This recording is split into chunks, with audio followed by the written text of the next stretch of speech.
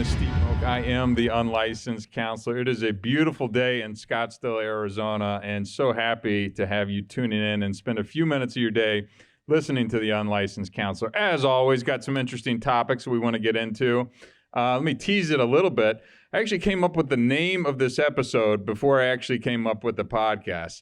Today we're going to talk about Rehab is for quitters, right? I spent almost 2 years working inside a treatment center. I'll give you a little inside look of what a day in the life at a treatment center actually looks like. But before we get to that, let's thank a couple people and pay some bills, as always, with our sponsors. For ShareTech, right? The most trusted drug and alcohol screen available on the market. This test detects everything. If you think you have a loved one who is still using but is passing their drug and alcohol screens, highly recommend you get over to betterdrugtest.com. Buy one of the ShareTech drug tests. This is an amazing piece of technology that will not allow your loved one to continue to use and go undetected. So again, grateful to ShareTech, and go to betterdrugtest.com to pick that up. Then also our friends at EasySheets.club. Again, I sleep on these sheets. They're amazing. It comes cleaned, professionally cleaned and pressed right to my door every 2 weeks. I never have to wash my sheets again. And trust me, there's a difference between putting them in your little loader at the house and what they do at the actual cleaning facility, from the agitation, the temperature, all of that stuff. Then you layer in that press sheet that you're getting into. Again, I always recommend to people try the Carrie Loha sheets. They're bamboo. They're my favorite. Big thanks to EasySheets.club. Sign up. I think you're going to be really happy with that subscription. Our friends at Stitch Fix. We're talking clothing. You'll notice if you're watching on video, we're going to short sleeve season here in Scottsdale, Arizona. It is a beautiful day in Scottsdale, Arizona right now. I think hopefully we've seen the end of long sleeve shirts and the unlicensed counselor from here on out. So Stitch Fix, come on, shoot a box over this way. Last but not least, I did have a few people reach out to me online. Go to theunlicensedcounselor.com. If you like what you hear, you want to talk a little bit more directly than maybe your traditional counseling approach, go ahead and book some time with me. I really enjoy, the podcast is great. This is just such short form. If we want to take it a little bit longer, if you want to really dig into solution-focused counseling, hopefully you like what you hear and you want to book some time with me. Please spend some time and do that. Okay, fantastic. I'm excited about this topic today. I get asked about rehab, drug addiction, treatment, all the stinking time. I mean, personally, I've been to treatment 2 different times in my career. Once when I was 19 years old, walked in the door of a treatment center here called Chandler Valley Hope, now just called Valley Hope. Really an eye-opening experience for me. I wasn't even of legal age to be drinking, but I was a full-blown alcoholic at that time and had a great experience there. And, fast forward to, you've heard my story if you've listened to the podcast, to when I checked myself back into a treatment center here in Scottsdale, Arizona. The place at the time was called Sundance. It became known as Promises down the road, and now I think it's actually gone away altogether. But so I went through treatment when it was Sundance and had an outstanding experience there. I wanted to be in treatment. I needed to get better. My life was in shambles, and I wasn't able to stop on my own, as so many can't. And I just knew that, a half measure, an easy step, maybe just an outpatient type of program wasn't going to cut it for me. My drinking and drug use was excessive. It was daily, and it was destroying my life. I needed a hard stop. Now, I'm going to lay out a lot of insider information on kind of rehabs today. First off, most rehabs aren't going to let you walk in the door if you've been drinking, like that day, right? They want to send you over to a detox. And what I didn't know at the time is the very first place that I went to in Chandler actually had a detox connected to the actual treatment facility. So this is somewhere where I showed up at the facility, I was twisted, high, flying on shrooms and all kinds of stuff, as well as drunk when I walked in the door there. And they actually detoxed me on site. And that is where they put you in a room, nothing that you can hurt yourself on, terrible little mattress. And they come and check your blood pressure and give you meds and basically keep you there supervised for 3 or 4 or 5 days, however long it needs to kind of get you through that time, because that's when people can have serious medical complications and things happening when they're detoxing. You just never know what somebody's on when they're walking in the door, or their full medical history. And oftentimes medical history has gone untreated, undiagnosed, unattended to over the course of years or decades because people are so far gone in their addiction. So not all treatment centers, in fact, I would say most, do not have the actual detox facility connected to the actual treatment facility. So the one that I went to in Scottsdale, Arizona did not. So I went to, actually a psychiatric hospital, which was the right place for me to land at that time, mind you, because I was out of my mind. And they kept me there for 5 days.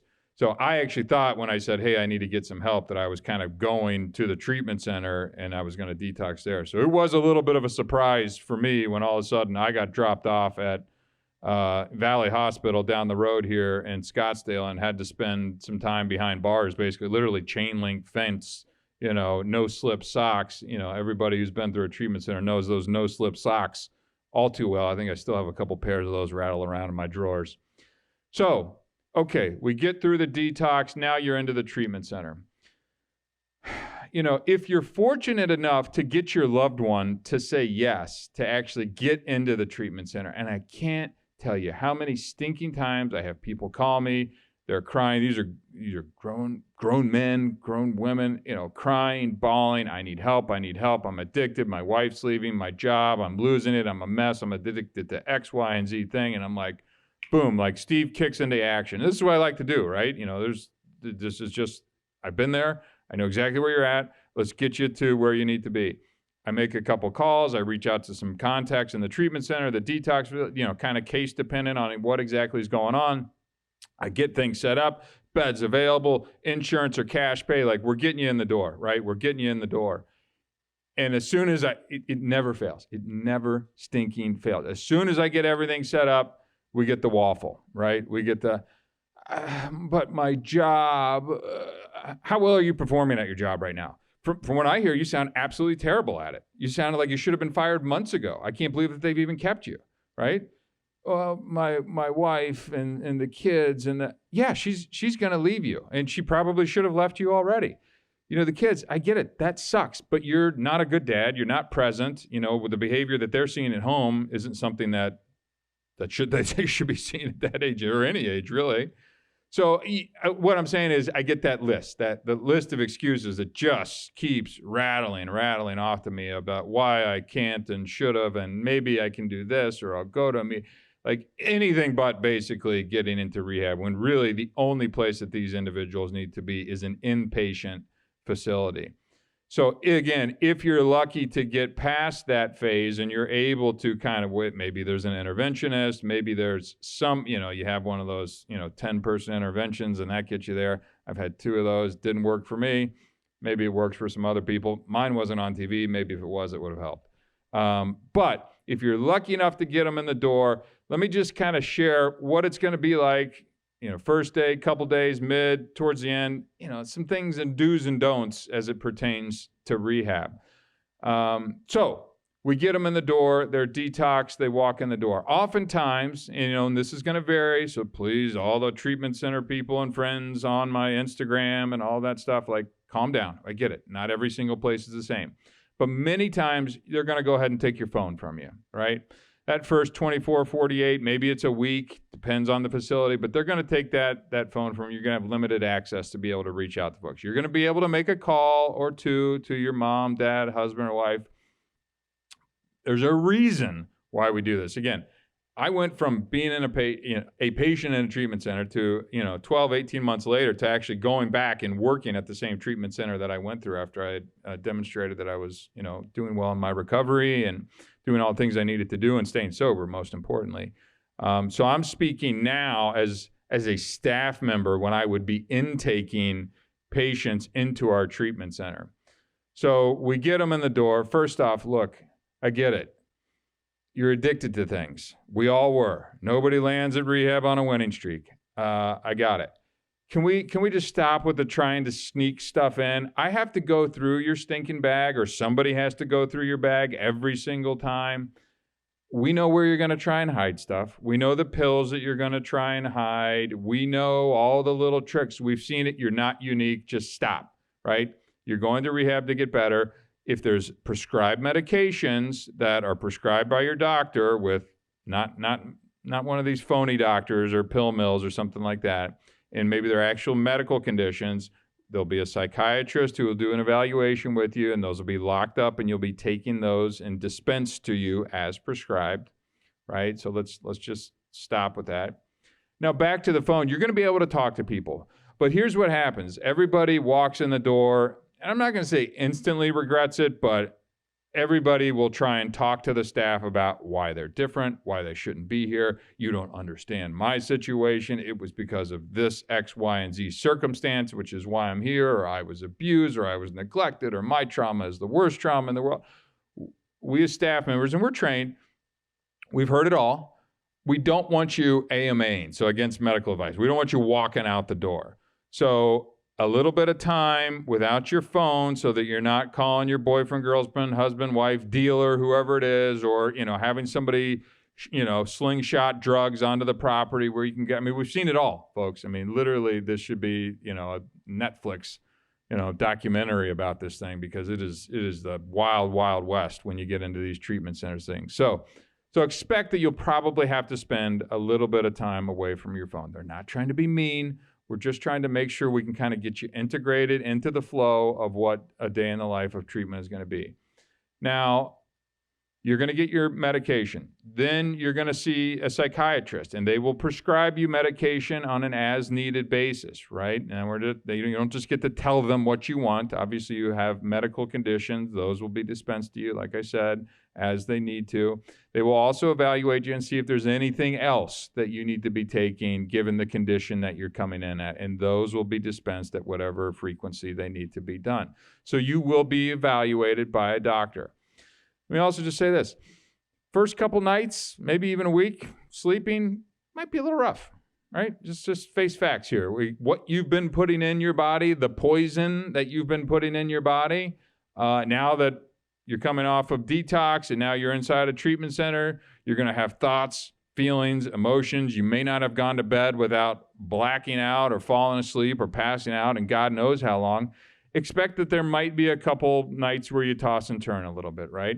Sometimes you're going to have a roommate. Sometimes you're not going to have a roommate. Depends on the type of treatment center that you're going to. And look, you can spend $5,000. You can spend $50,000, $60,000 for a month stay and more at some of these treatment centers. Does cost make a difference? It makes some of the conveniences and luxuries there. Yeah, I get it. Are we going there to get better, or are we going there to get massages every day? Do you really want to get better, or are you trying to make someone else in your life believe that you want to get better? So I can't speak to the efficacy of the dollar.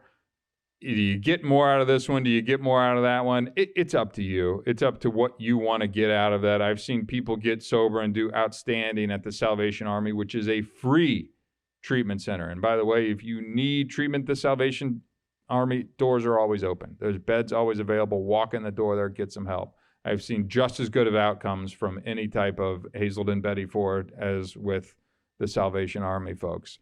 So just something to think about. Okay, you're in the door.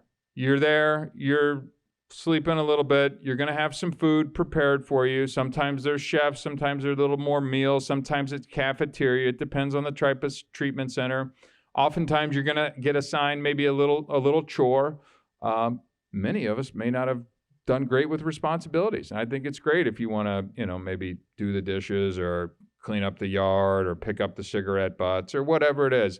It's these little things of starting to kind of break old patterns and start to take some accountability and responsibility. Next thing you're going to do, especially early on, is be prepared for a lot of talking about yourself.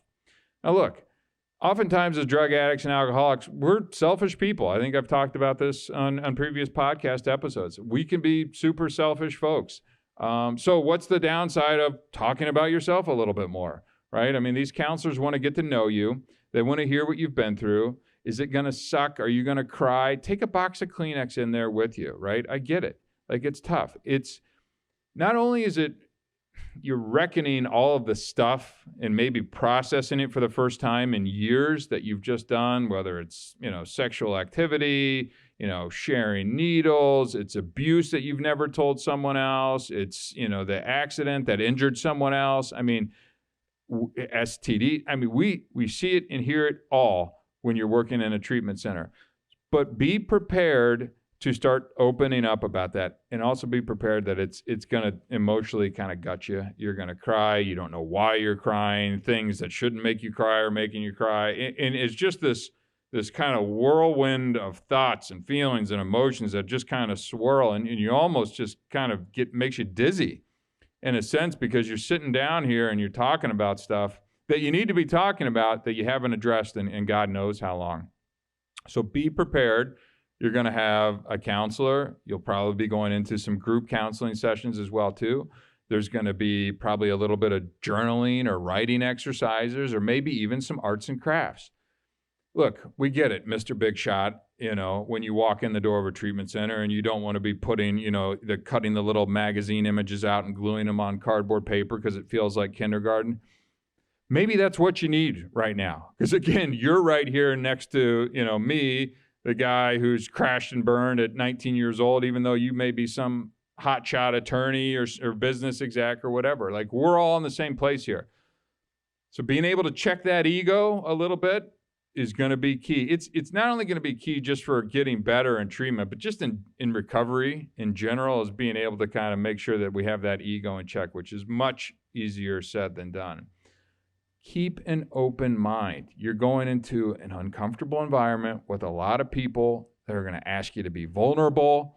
You just don't know what to expect. Most people, aren't necessarily repeat offenders, although when you do walk into treatment centers, you will find the frequent flyers as well, too. And those people kind of irritate me. And as a staff member, I'm not a huge fan. Not that I don't want you to get better, but if you're over here thinking you can show everybody the ropes and you're kind of setting bad examples and kind of thinking you're too cool for school, and you got somebody who walked in the door, 27 hours sober, and now they're kind of seeing you, it's not a great environment. Something else to keep in mind, there are male and female specific programs, and then there are co-ed specific programs, right? So I don't know if I have a preference one way or the other. I did meet my wife when we were both going, my ex-wife. Well, if that doesn't tell you something right out of the gate, I don't know what does. When we were in treatment together, I get the benefit and the value of both ways, right? A male only, a female only program, you can just focus without some of the distractions. And many of us have used sex and relationships as a way to kind of cope and get through. And I'd be guilty of that as well, too. It's also, as a staff member who's seen both sides of it as well, too, if you start getting the co-ed thing and, those little relationships can bud, or they're sneaking off and doing this and sneaking off and doing that. What's happening is that they're using the excitement of the relationship to kind of, heal, mend, not feel some of that emotion that they need to be working on while they're in there. Well, Steve, didn't you do it? Yeah, and it probably set me back some, right? And the other part of this thing, too, is that, picture somebody, I don't know if I've said this on a previous podcast or not, standing up on a chair and me on the floor. Is it easier for that person to pull me up or for me to pull them down, right? Just think of that image. And in 100%, it is so easy for me to just yank them down. And when we're talking about life and death, and we are talking about life and death when we're talking about rehab and treatment and drug and alcohol addiction here, it is so easy to just pull someone down to your level. And you know what? Early on, who you're matched up with, your brain's not, your brain is not right. From the chemicals that you put into them to the poison that you put into it, that we've now ripped away, and your brain hasn't reset. And by the way, that's going to take weeks and months, and if not longer, to fully get back to whatever would be quote unquote normal. Just from a physiological perspective, the healing that has to take place. So jumping into a relationship, or even a situationship, whatever you want to call it, while you're in treatment, it can do a little more harm than good. Does it work every once in a while? Sure, maybe. I would advise against it. Well, Steve, aren't you kind of saying then you wouldn't suggest co-ed? No, not necessarily. I think you got to know. You got to know you. You got to know the program. And kind of take it from there, right? I can't bash it one way or the other. I can just share what I've seen both as a patient and as a staff member, and how people jumping into those things can kind of mask the pain because they can glom onto something, and it kind of helps them feel better versus dealing with the stuff that actually is there. So, okay, so you're in treatment now. You've got your counselor. You've got your group counseling. You've done some arts and crafts. I am a big proponent, both as a staff and a patient, to get some exercise. If your facility has a gym, or if you're allowed to go for a run or go for a walk, find some way to physically engage your body when you're cleared medically to do that. If you have medical issues, please consult those folks before you just take off and think that you can just throw up a bunch of weight in the gym.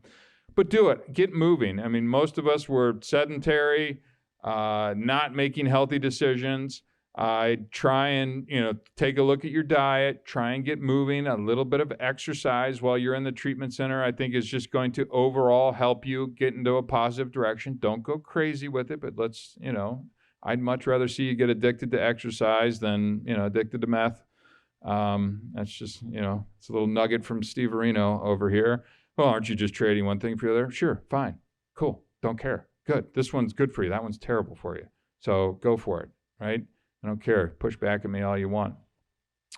So you're in treatment, you're eating a little bit better, hopefully you're exercising a little bit.